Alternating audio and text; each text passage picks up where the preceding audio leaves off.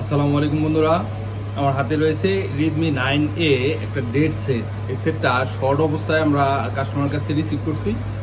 তো আজকে এই শর্টটা কিভাবে সারাইতে হয় এই বিষয়টা নিয়ে বিস্তারিত আলোচনা করার চেষ্টা করবো। ইনশাল্লাহ শেষ পর্যন্ত আমাদের সাথে থাকবেন। বন্ধুরা, আমরা শুরুতে দেখানোর চেষ্টা করব ডিসি পাওয়ার সাপ্লাইয়ের মাধ্যমে এটার রিডিংটা কত আসতেছে। তো ডিসি পাওয়ার সাপ্লাইয়ের রিডিং থেকে আমরা অনুমান করতে পারি একটা সেট সাধারণত কীরকম শর্ট আছে অথবা প্রবলেমটা কোন জায়গায়, এই বিষয়গুলো আমরা ডিসি পাওয়ার সাপ্লাই রিডিংয়ের মাধ্যমে দেখতে পারি। আমরা এখানে রিডিং দেখছি 400-র উপরে উঠতেছে, এটা ওভার রেটিং। এখানে সাধারণত 100 থেকে 150 এই রিডিংয়ের ভিতরে যদি সেটটা ওপেন হয় তো সেই রিডিংটা থাকে প্রপারলি রিডিং। তো ওভার রিডিংয়ের কারণে আমাদেরকে চেক করতে হবে যে এটার কোনো পার্টস শর্ট আছে কিনা। সেই শর্টগুলো কিভাবে নিরূপণ করতে হয়, কিভাবে এটা ফাইন্ড আউট করতে হয়, আজকের ভিডিওতে বিস্তারিত আলোচনা করার চেষ্টা করব। আজকের ভিডিওটা নতুনদের জন্য একটা ভালো একটা ভিডিও, ইনফরমেশনমূলক একটা ভিডিও। তো আমি অনুরোধ করব ভিডিওটা না টেনে আপনারা শেষ পর্যন্ত দেখার চেষ্টা করবেন। বন্ধুরা, এই মুহূর্তে আমরা এই সেটটার এই বিবেটের জিআর ভ্যালুটা দেখব। বিবেটে সাধারণত 1000-এর উপরে থাকে জিআর ভ্যালু। এখানে আমরা 0.47 দেখছি, 0.47। তো এই অবস্থায় আমরা এটা সিদ্ধান্ত নিতে পারি যে সেটার মধ্যে শর্ট রয়েছে, যার ধরুন অ্যাকুরেট ভ্যালুটা আমরা পাইতেছি না। তো শর্ট হয়ে থাকে সাধারণত পাওয়ার আইসির আশেপাশ দিয়ে বেশি, অর্থাৎ যেই জায়গায় বিবেট লাইনগুলো যায়। আমরা এখানে যে রিডিংটা পাচ্ছি 0.35, এটা অ্যাকুরেট রিডিং। তো এখানে আসছে 0.35, এটাও একটা অ্যাকুরেট রিডিং এইখানে। তো এই কয়েলগুলোর দুইটা পাশ আছে, এক পাশে আমাদের রিডিং 0 দেখাবে, অন্য পাশে রিডিং দেখাবে। তো এই কয়েলগুলো হলো বাক কয়েল। আমরা বাক কয়েলের যে রিডিংগুলো নেওয়ার চেষ্টা করছি, যে এখানে কয়েলগুলোর রিডিংও সঠিকভাবে আছে। তো আমরা জানি যে ডায়োড ভ্যালুতে কোনো একটা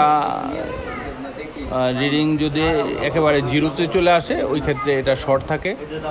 তো সেই দিক থেকে বিবেচনা করে আমাদের প্রত্যেকটা কয়েলেই রিডিং রয়েছে।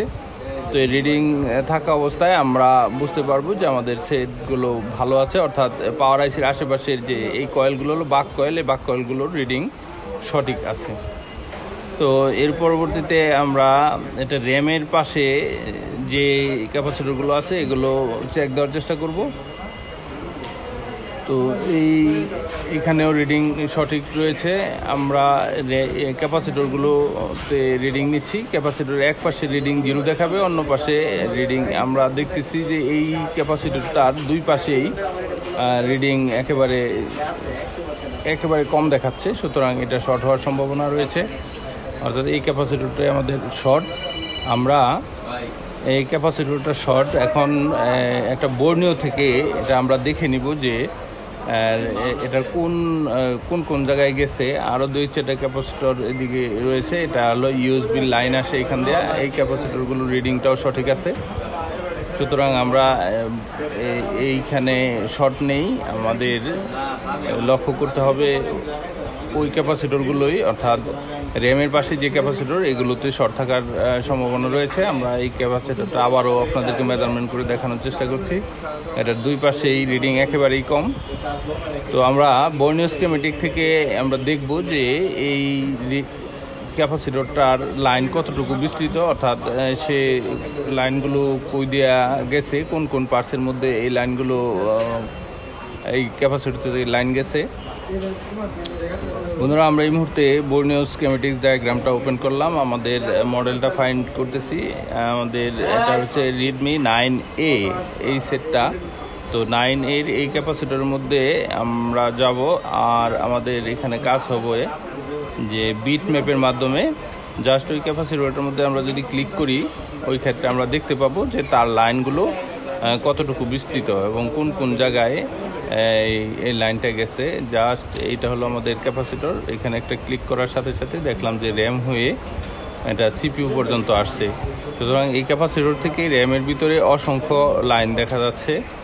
তো এই পুরাটা জুড়েই র্যামের পুরাটা জুড়েই ক্যাপাসিটর থেকে লাইনটা আসছে, সুতরাং আমাদের শর্ট হওয়ার সম্ভাবনা 100% নিশ্চিতভাবে ধরে নিতে পারি যে র্যামটাই শর্ট। বন্ধুরা, আমাদের আরেকটা জিনিস লক্ষণীয়, সেটা যদি এই র্যামটার পাশে যে ক্যাপাসিটর যদি শর্ট হইতো, যদিও আমাদের ক্যাপাসিটরটা শর্ট দেখাচ্ছে, কিন্তু ক্যাপাসিটরটা যদি শর্ট হইতো তাহলে শর্টের কারণে এর কালারটা অন্যরকম হয়ে যেত, অর্থাৎ স্বাভাবিক কালারের চেয়ে অন্যরকম হয়ে যেত। এই জন্য আমরা এই র্যামটার মধ্যে শর্ট আছে এই ব্যাপারটা আমরা শিওর হলাম। তো তারপরেও এই মুহূর্তে আপনাদেরকে রজনের স্মোক দিয়ে আপনাদেরকে দেখানোর চেষ্টা করব যে আমাদের র্যামটা শর্ট না অন্য কোথাও শর্ট আছে। তো শর্ট ফাইন্ডিংয়ের জন্য রজন স্মোক একটা অত্যন্ত গুরুত্বপূর্ণ বিষয়।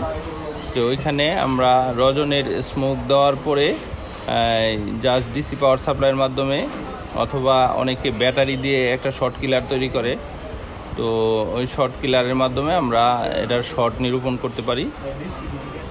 আমরা এই মুহূর্তে রজনের স্মোক দেওয়ার চেষ্টা করতেছি র্যামের উপরে। তো বন্ধুরা, এই মুহূর্তে র্যামটাকে আমরা চেক করব। তো এখানে একটা বিষয় লক্ষণীয় যে যদি অনেক সময় এই শর্ট চেকের জন্য ওভার ভোল্টেজ ঢুকায় দেওয়া হয়, তাহলে যে লাইন দিয়ে এটা শর্ট হয়ে আছে ওই শর্টগুলো অনেক সময় এই লাইনটা একেবারে পুড়ে যায়।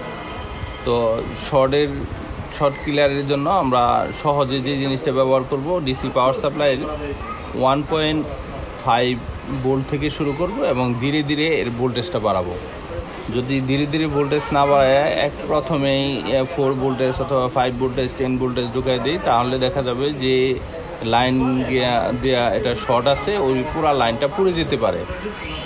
আমাদের কোনো এক সময় আমরাও কাজ করার সময় এইভাবে ওভার ভোল্টেজ ঢুকায় দেওয়ার কারণে সেগুলো লাইনগুলো পুড়ে যেত। তো তখন দেখা যেত যে এই সেটটা একেবারে বাদ হয়ে যেত। বন্ধুরা, আমাদের এখানে আমরা লক্ষ্য করছি যে এই র্যামটা গরম হচ্ছে।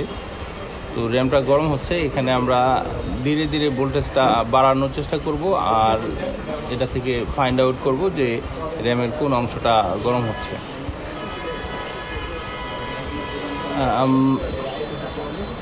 আমরা আবারও আপনাদেরকে বিষয়টা মার্কিং করে বোঝানোর চেষ্টা করছি যে আমাদের এখানে আমরা লক্ষ্য করছি ধীরে ধীরে সেটা গরম হচ্ছে এবং রজনের যে অংশটা রয়েছে সেটা দেখাচ্ছে। তো বন্ধুরা, আমরা মোটামুটি ফাইন্ড আউট করলাম যে র্যামে প্রবলেম। তো আমাদের র্যামটা আজকে পরিবর্তন করব। এই র্যামটা পরিবর্তনের ব্যাপারে আপনাদের সাথে আর একটু আলোচনা করি। আমাদের এই র্যামটা রয়েছে স্যামসাংয়ের একটা র্যাম। তো আমরা যে কোনো র্যাম ইচ্ছা করলে এখানে বসাইতে পারি, অর্থাৎ ওপো, ভিভো, টেকনো এসব সেটের থেকে একটা র্যাম খুইলা এখানে লাগাই দিলেও সেটা হয়ে যাবে, তো কোনো সমস্যা হবে না। তো বন্ধুরা, আজকে আমাদের একটা পুরাতন সেট থেকে র্যামটা খুলে লাগাবো।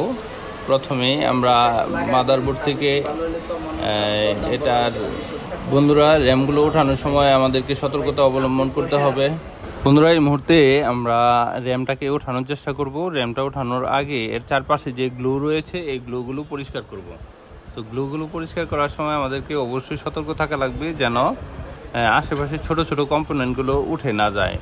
তো এই ব্যাপারে আরেকটু আলোচনা করি। সেখানে গ্লু যখন উঠাইতে যাব তখন সর্বোচ্চ 250 হিট রাখবো এবং 30 এর মধ্যে হাওয়াটা রাখবো।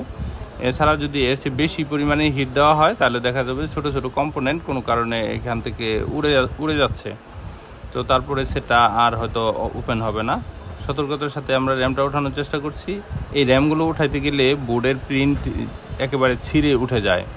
সুতরাং আমাদেরকে ভালো হিট দিয়ে ন্যূনতম 1 মিনিট হিট দেওয়ার পরবর্তীতে আমাদের এটা ওঠানোর চেষ্টা করতে। আমাদের এই মুহূর্তে গ্লু কাটতে হবে। গ্লু কাটার সময় হিট রাখতে হবে 250-এর মধ্যে এবং হাওয়া পরিমাণ মতো রেখে আমাদেরকে কাজটা করতে হবে। বন্ধুরা, আমরা একটা জিনিস লক্ষ্য রাখবো যে এই গ্লুগুলো যদি সঠিকভাবে না করা হয়, ওইসব ক্ষেত্রে দেখা যাবে যে আমরা একটা র্যামটা লাগাই দিলাম, লাগানোর পরে কোনো একটা বল সে পরিষ্কার না হওয়ার কারণে ওটা ঢাইকে গেছে, তাতে আমাদের কাজটা আবার করতে হবে। সুতরাং গ্লো পরিষ্কারের ক্ষেত্রে তো অত্যন্ত সতর্কতা অবলম্বন করতে হবে, অত্যন্ত সতর্কতার সাথে এই গ্লোগুলো পরিষ্কার করে তারপরে আমাদেরকে কাজ করতে হবে। বন্ধুরা, আমি এর মাঝে দিয়ে একটি মেসেজ দিতে যাচ্ছি, সেটা হলো বাংলাদেশের যে কোনো প্রান্ত থেকে আমাদের কাছে আপনাদের নষ্ট হয়ে যাওয়া মোবাইলগুলো পাঠাইতে পারেন। আমরা আপনাদের মোবাইলগুলো কাজ সেরে আবার কুরিয়ারের মাধ্যমে আপনাদের কাছে পাঠিয়ে দেব। তো বন্ধুরা, আমাদের এখনকার কাজ হবে একটা র্যাম লাগানোর পরবর্তীতে আপনাদেরকে দেখানোর চেষ্টা করব সেটা ওপেন হয় কিনা। তো আজকের ভিডিওতে আমি এই পর্যন্তই আপনাদের সাথে কথাবার্তা বললাম। বাকি কাজটা আপনারা দেখার চেষ্টা করবেন, ইনশাল্লাহ শেষ পর্যন্ত আমাদের সাথে থাকবেন।